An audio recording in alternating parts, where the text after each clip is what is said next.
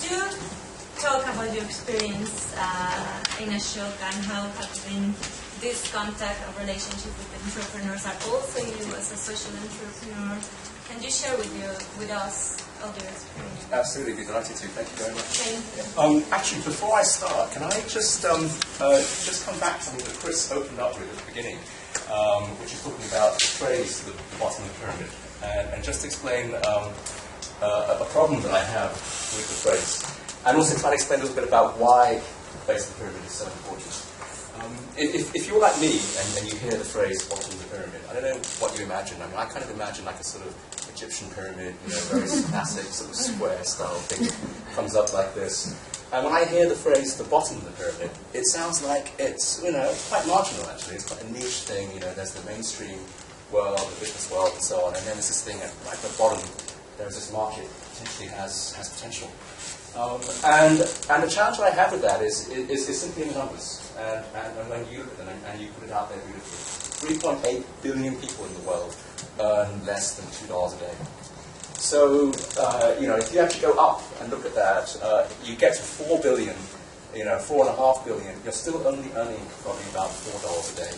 When you cross 5 billion, it's probably not only about 4.5. And it's only when you get to the top 10% that you start to break into anything even remotely approaching Western levels of standards of living. So I think the phrase the bottom of the pyramid is actually very misleading. Because if you actually visualized it, it wouldn't be a pyramid. What it would be a massive flat slab sitting on which there is one little spike coming out, which is the developed world, the so-called developed world. The vast majority of humanity, in fact. And so, there's temptation when we talk about base of the pyramid to think this is actually quite a marginal thing, it's quite niche, and this is quite a small market. In fact, no. There's another name for the bottom of the pyramid, and if we look at it, it's called humanity. The vast majority of people on this planet live in conditions that we might call near the base of the pyramid. And then I think something very important to bear in mind about why, therefore, it's so important. This is the condition of vast majority of people in this world. Just to introduce myself and my background. So I work for an organization called Ashoka, which is a network of social entrepreneurs around the world. And Ashoka has been working in this space now for quite a while. It began in India in 1981. And at that time, there was really no concept of social entrepreneurship. This idea that there were people out there who set up businesses or new models to disrupt ways of doing things. They weren't government. They weren't necessarily NGOs, but they weren't necessarily pure business people either, because they weren't just working for profit or to maximize profits. It was a very, very unusual concept at that time. And so Ashoka's rationale at that time was simply to try and find and support and elect as many of these people as possible. And so the rationale of Ashoka, and it remains Ashoka's model today, is to go out and find extraordinary people who have great ideas of how to create social innovation in their markets and give them a stipend and support them for at least 3 to 5 years, and give them the support to get going to do that. And so we began doing that in 1981. All of this money that we raised came from foundations, from high net worth individuals, from various corporate partners and supporters, and we'd go on to do that. We began doing that, and for the first 10 years, that was pretty much all that Ashoka did, was go out and find these people and give them a stipend so they could go and work and build the idea. And the aim was to try and build this field of social entrepreneurship. It was trying to introduce the concept into the mainstream so that people would be comfortable with this idea that you could be a business that could also be doing social impact, and in fact be driven by social impact as your primary motivation. And in the evolution of Ashoka, we came to realize after a decade that this was not enough. If you want to support social entrepreneurs, you have to do so much more than simply just recognizing them and giving them a stipend so they can do what they do. We have to start building in other ways to support. And so there came the idea of building an ecosystem of support around social entrepreneurs, working with corporations, working with partners on the ground, working with academic institutions and so on, to provide all the resources that social entrepreneurs working at the base of the pyramid need to continue doing that. And so that was the next decade of evolution of Ashoka.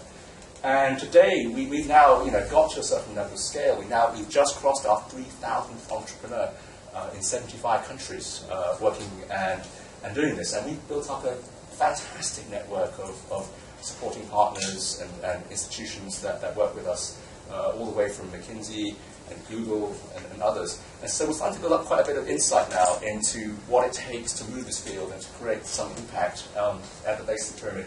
And in the last 5 years, we've now begun launching programs targeting specific areas like education at the base of the pyramid, for example, or renewable energy, or various other areas where we think there are some critical fulcrum points that can make a massive difference to acceleration of development at the base of the pyramid. And I just want to talk very briefly, introduce one project that we launched about 4 years back, which I'm involved with, called Solar for All. And Solar for All is based on the idea that one of the critical fulcrum points, if you like, for development right now in sub-Saharan Africa or India or in Southeast Asia is in the space of renewable energy, and specifically in solar technology. For many different reasons, why that might be the case. I mean, one of them is the fact that solar power has become dramatically cheaper in the last 4 or 5 years, and therefore we're reaching a point where it's certainly competitive relative to certain other technologies, like diesel generation, for example, or kerosene or other fossil fuels, or even other renewable energies.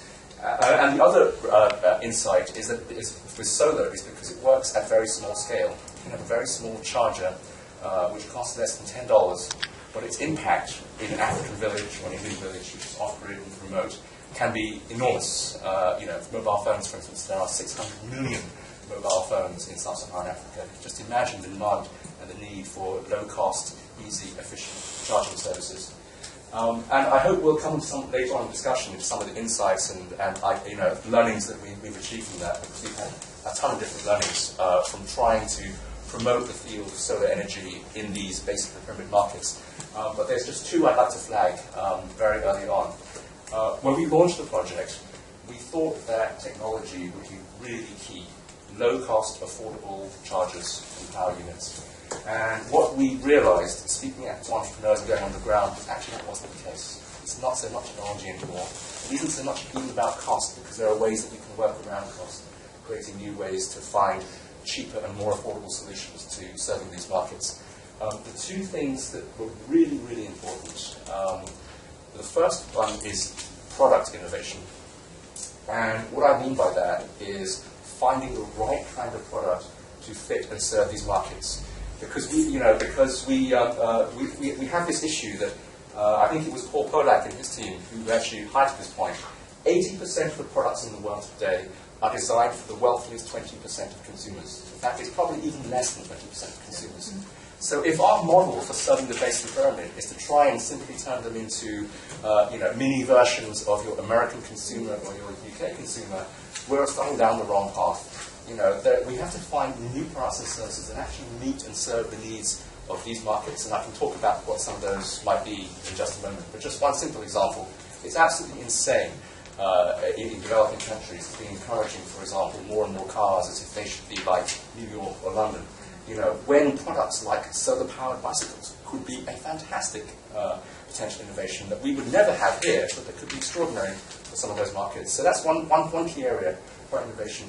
And the other key area, and perhaps the most important, is exactly what Chris touched upon, which is the need for business model innovation above all else. And business model innovation encompasses so many different things, but essentially it's the idea that you don't have to deliver goods and services in the way in which a consumer in New York or London receives goods and services. If you go to Kenya today, 1 in 5 transactions taking place financially is already taking place across a mobile phone. So therefore, why even bother going out and building a bricks and mortar banking system such as we developed here in the West? There are so many ways to leapfrog past and innovate beyond what we currently have, and we can share some examples of that in just a moment. So product innovation and business model innovation above all have been absolutely critical learnings for us in terms of how to make this work.